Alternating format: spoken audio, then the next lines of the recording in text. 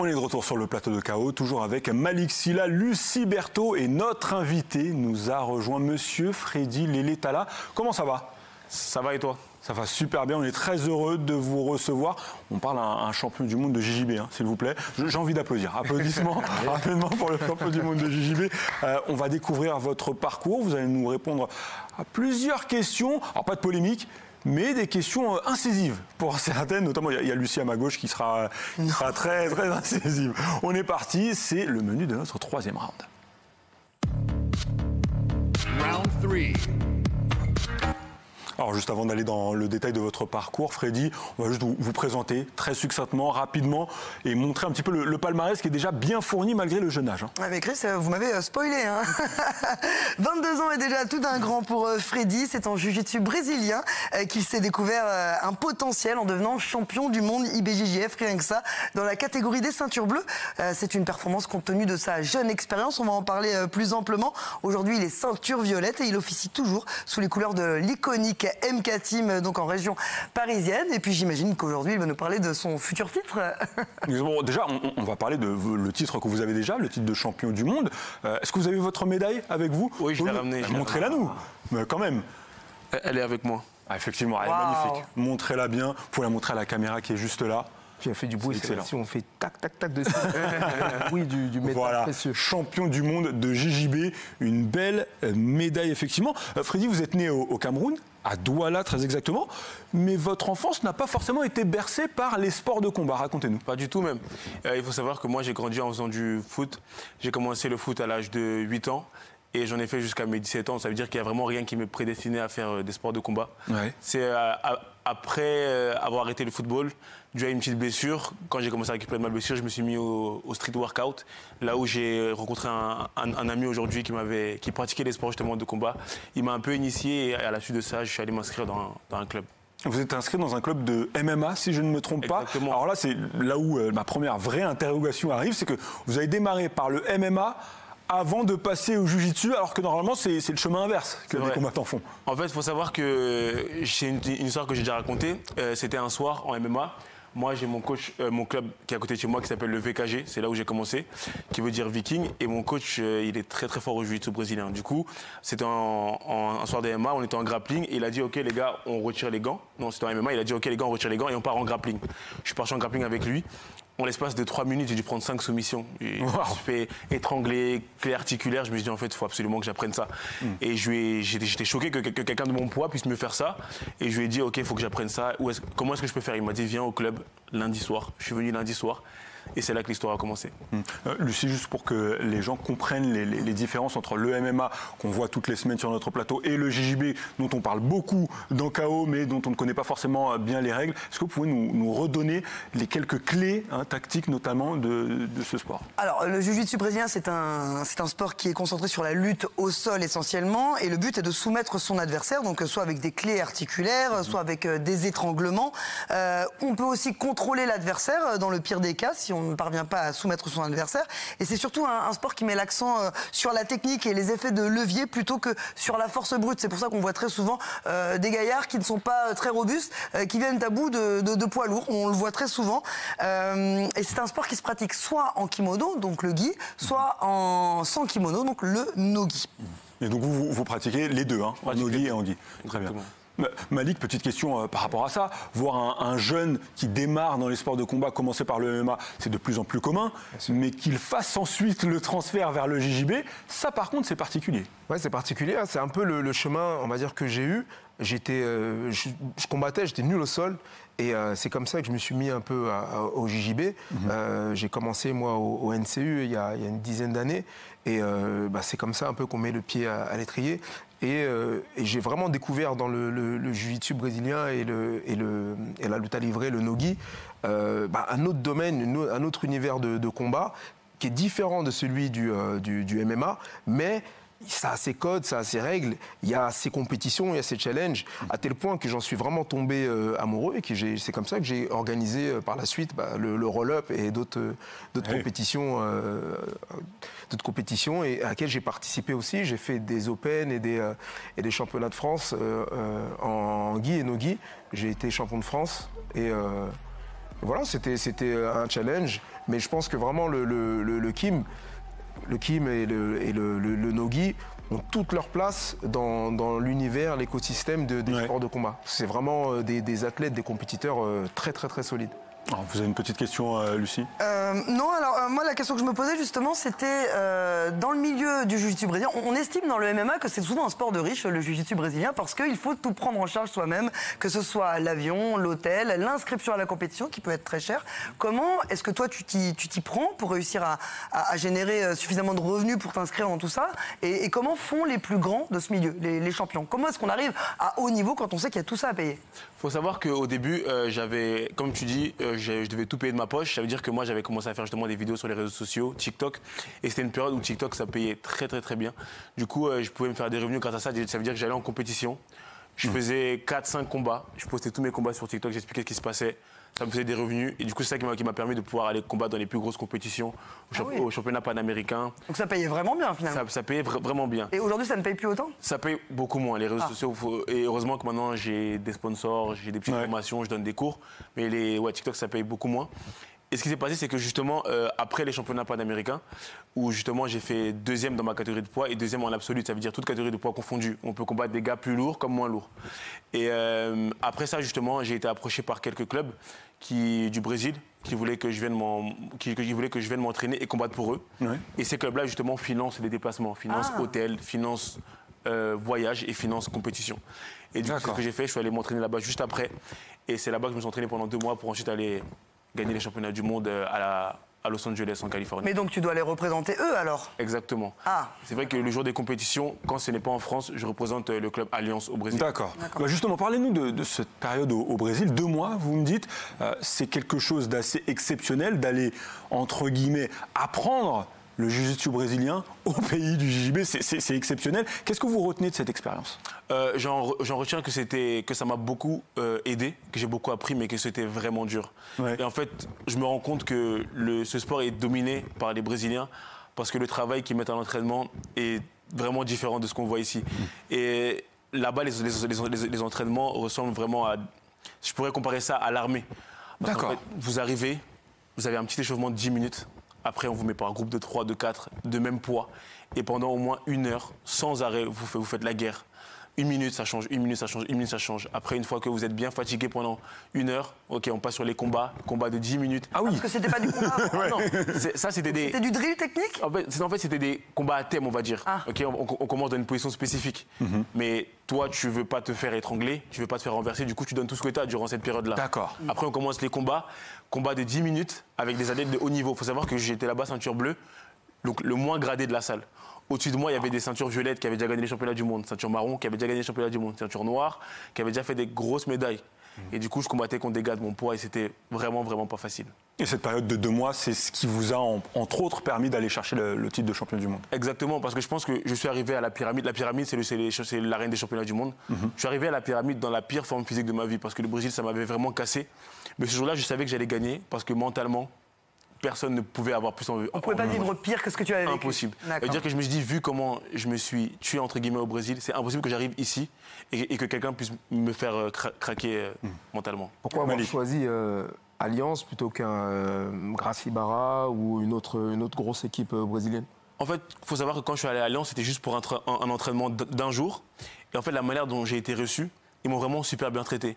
Il y avait un autre club qui s'appelle Dreamart. Le coach voulait que je vienne là-bas, mais je trouvais que lui, il ne favorisait pas la relation avec les athlètes, il favorisait un peu plus son bénéfice à lui. Et ce que j'ai aimé à Alliance, c'est que quand je suis allé là-bas, j'étais inconnu, je me suis blessé là-bas. Ils m'ont pris en charge comme si j'étais un élève de Alliance depuis 1 an. Wow. Ils m'ont envoyé chez un médecin, ils sont venus prendre de mes nouvelles, ils m'ont tellement bien traité que je me dis en fait, ma place elle est ici et c'est ici que... C'est pas humain. Alors comment est-ce qu'on fait pour se faire repérer par une grosse écurie comme tu l'as fait? Il faut juste faire des résultats, mais il y a des compétitions phares? En fait, c'est ça, en fait, il y a les compétitions du Grand Slam, il y a les championnats d'Europe, championnat panaméricain, le Brasileiro, qui c'est à São Paulo, et justement le championnat du monde. Il faut faire tout ça. C'est ça.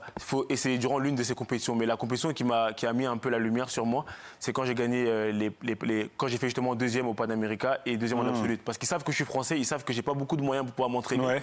Et ils m'ont vu là et ils se sont dit ok, on va voir ce que ça donne. Et le jour où je suis allé là-bas, je me suis entraîné contre les meilleurs et j'ai vraiment eu des très beaux combats. Du coup, ils ont voulu continuer avec moi. Très bien. Alors Freddy, la prochaine question de cet entretien, elle vient d'un observateur très avisé de votre carrière et de votre progression. Regardez bien.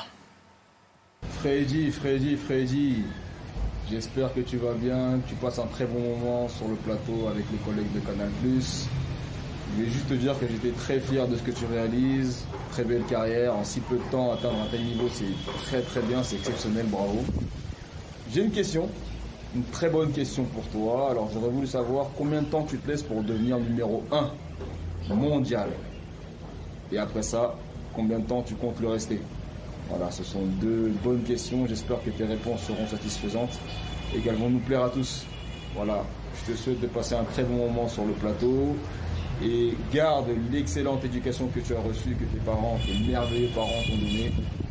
Et je pense que tu pourras devenir encore meilleur que tu l'es déjà. Ce ne sera pas facile, mais beaucoup de bonnes choses pour toi dans ta vie et pour le reste de ta carrière. À très bientôt. Ciao, ciao. Freddy, vous avez évidemment reconnu Chris Walembo, ancien international congolais, ancien consultant aussi sur les antennes de Canal+, et surtout votre manager actuellement. Alors, la réponse à la question, quand est-ce que vous devenez numéro 1 mondial et combien de temps vous comptez le rester? On vous avait promis des questions incisives, ça vient de Chris Walembo là. Déjà, je vais remercier Christopher déjà pour m'avoir donné l'opportunité de venir ici. Et aussi pour cette question incisive. Je pense honnêtement, ce que j'aimerais bien faire, c'est là, en ceinture violette, gagner les championnats du monde. Parce que c'est ma première année ceinture violette. Généralement, ça prend 2 ou 3 ans pour gagner les championnats du monde. Mais ce que j'essaie de faire, c'est de faire ce que personne n'a jamais fait. Donc m'entraîner dur pour gagner les championnats du monde en ceinture violette. Pareil l'année prochaine en ceinture marron et passer ceinture noire et gagner les championnats du monde en ceinture noire. Ça veut dire que je me laisse maximum 3 ans pour être le meilleur. Et à la suite de ça, quand j'aurai gagné les championnats du monde en ceinture noire, je pense me tourner plus vers le coaching et vraiment aider tous les petits jeunes en France qui essaient de faire du jiu-jitsu, essayer de faire un gros projet pour que la France soit l'un des pays en tête quand on parle de jiu-jitsu brésilien à l'international. Alors vous parlez de coaching, mais vous avez démarré par le MMA. Est-ce que le MMA professionnel qui se développe grandement en France et partout dans le monde, est-ce qu'il vous attire? Honnêtement, ça m'attire beaucoup et surtout que j'ai beaucoup de promoteurs qui viennent vers moi pour essayer d'avoir tous mon premier combat en MMA. Ouais. Mais le problème, c'est que j'ai envie de mettre la lumière sur le jiu-jitsu brésilien. Ça veut dire que je pense que je vais faire le sacrifice de rester dans le jiu-jitsu brésilien. On vous verra jamais dans une cage? On ne peut pas dire jamais. Mais c'est vrai que j'aimerais d'abord, dans un premier temps, mettre la lumière sur le jiu-jitsu brésilien parce que je trouve que c'est un sport qui est magnifique. Et par la suite de ça, me mettre un peu plus dans le MMA. S'il y a moyen. Continuons un tout petit peu sur le MMA. J'imagine que vous suivez le MMA et l'UFC notamment. Est-ce qu'il y a un combattant en particulier à l'UFC qui vous attire l'œil grâce à son JJB? Charles Oliveira. Charles Oliveira, c'est souvent la référence. Son jiu-jitsu, il est magnifique. Parce qu'en fait, durant ses combats, il peut faire de la garde, ça veut dire être en dessous. Regardez. Il peut faire la garde, il peut être en dessous, il peut être au-dessus, il peut soumettre dans un scramble. Franchement, Charles Oliveira, c'est un combattant pour moi qui est une inspiration. Surtout que lorsqu'il était petit, il avait des problèmes. On avait dit qu'il ne pourra peut-être même pas marcher. Ouais. Et il se retrouve à être champion de l'UFC. Pour moi, c'est une inspiration et son sol en plus est magnifique. Effectivement, on a vu une autre petite image dans cette émission, celle de Faresiam. J'imagine que vous avez vu le calf slicer. Ah oui. Est-ce qu'on sort de ça déjà quand on est en JJB ou comment ça se passe? Honnêtement, je pense que si, et je pense que Malik sera d'accord avec moi, excuse-moi, c'est avec la pression, j'ai oublié. Malik sera d'accord avec moi. Si on n'a pas la flexibilité pour arriver là, je pense que le genou pète bien avant. Waouh! Je pense que c'est... Franchement, je ne sais pas comment il a fait pour sortir de ça, mais il doit avoir une rotation externe de hanche qui est vraiment... C'est un éleste. Je disais tout à l'heure, c'est la hanche qui lui permet... C'est la hanche qui lui permet de faire ça. Supporter ça. Vous tapez à ce moment-là, vous ou pas? Bien avant. Ouais. Bien avant parce que j'ai envie de préserver mes ligaments croisés. Le Cameroun est très bien représenté dans le milieu des sports de combat et très précisément dans le MMA. Vous aussi, à votre manière, vous l'avez évoqué il y a un petit instant, vous voulez porter haut les couleurs du Cameroun également, mais dans le JJB. Bien sûr. C'est ce que j'ai envie de faire. J'ai envie de représenter la France et le Cameroun, parce que c'est deux pays qui m'ont apporté et qui m'apportent énormément. Et j'ai envie de montrer que de l'autre côté du globe, là-bas en Afrique, il y a vraiment moyen de faire quelque chose dans le sport et dans les sports de combat. Alors juste avant de terminer cet entretien, on a un dernier message à vous montrer de la part de quelqu'un qui vous connaît très très bien. Regardez encore une fois. Bonjour Freddy, ceci est ma vidéo pour t'encourager mon fils. Et je voulais que tu saches que tu es un enfant aimé par tes parents J'ai dit tout à l'heure à ton manager que tu es un enfant intelligent, un peu espiègle, mais qui a beaucoup de cœur. Et tu es un enfant sensible et émotif. Malgré cette carapace que tu as qui te permet de faire du sport à un très haut niveau, tu es resté un enfant très très sensible. C'est votre père, évidemment, Freddy. Il parle de votre sensibilité. Alors j'imagine que, comme il le dit aussi, vous avez une carapace. Il faut une carapace quand on va combattre. Est-ce que vous sentez que lorsque vous allez en tournoi ou quand vous allez sur de très longs stages comme au Brésil pendant 2 mois, autour de vous, les gens s'inquiètent peut-être un petit peu, vos parents, vos proches. Est-ce que ça vous affecte ? Oui, je sens que justement qu'il s'inquiète un petit peu, mais je sens plus du côté de ma mère, parce que vous savez, mon père, comme on est des hommes, on a moins ce truc-là de se dire... on a moins ce truc d'empathie, je pense, entre hommes. Mais ouais, ma mère, je sens beaucoup qu'elle est inquiétée quand je pars. Du coup, au maximum, j'essaie de la rassurer, même quand ça va pas. J'essaie de lui montrer que tout va bien. Même quand je suis fatigué, je l'appelle avec la plus grosse énergie au monde pour qu'elle pense que tout va bien. Parce que justement, comme elle me connaît, elle pense qu'elle doit tout le temps s'inquiéter. Très bien, juste avant qu'on se quitte, Freddy, redonnez-nous votre programme et quand auront lieu les prochains championnats du monde auxquels vous espérez aller chercher la médaille d'or ? Alors pour programme, dans 3 semaines, je vais au Grand Slam de Rome, en Italie. Juste après ça, je vais au Panamérica en Floride. Et après ça, direction le Brésil pour m'entraîner pendant 2 mois. Et entre-temps, je vais faire les Brasileiros et justement les championnats du monde en fin mai. Ouais, sacré programme. Un programme très très chargé effectivement pour Freddy. Merci beaucoup d'être passé sur notre plateau. Juste avant qu'on se quitte, Lucie, merci à vous déjà. Merci à vous, Malik, pour la qualité de vos analyses. On va tout de suite redonner le programme de ce samedi UFC 312 dans la nuit de samedi à dimanche. Dricus du Plessis face à Sean Strickland pour la ceinture à des points moyens à partir d'1h GMT sur Canal+ Sport 3. Vous allez suivre, j'imagine, Freddy ? Bien sûr, bien sûr. Forcément. Alors, pas sûr qu'il y ait du JJB sur ce combat-là. J'ai envie de voir une victoire de Strickland, j'aime bien. Ah, très bien, très bien. On va suivre ça ce week-end. Et donc, je vous le disais, il y aura aussi le countdown à suivre juste après le générique sur Canal+ Sport 3. On se quitte avec le top 5 des combattants que vous verrez ce samedi. Très bonne soirée à tous. À jeudi prochain. Ouais, et là, il va saisir sa chance, Victor Martinez. Il s'est fait coacher de fois. Le finish dramatique de Tom Dolan, qui était venu avec de très sombres intentions.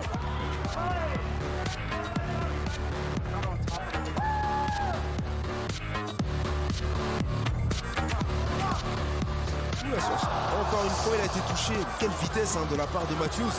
Qui coup d'œil aussi lorsqu'il faut attaquer. On disait en début de combat qu'il y avait cette agressivité. Regardez l'agressivité qu'il fait. Quelle vision de Matthews qui continue d'enchaîner. Il faut faire attention.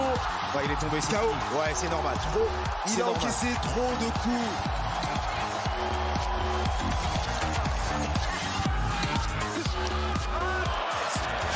Il a été touché. Il a été touché. Et c'est la fin. C'est terminé. La puissance de ta fin à parler.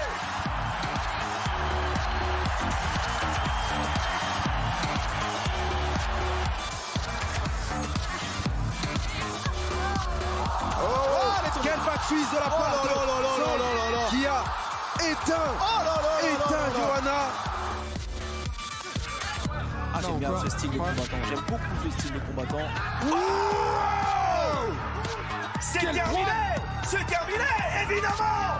Borchef fait étalage de son talent et remporte une victoire plus que convaincante.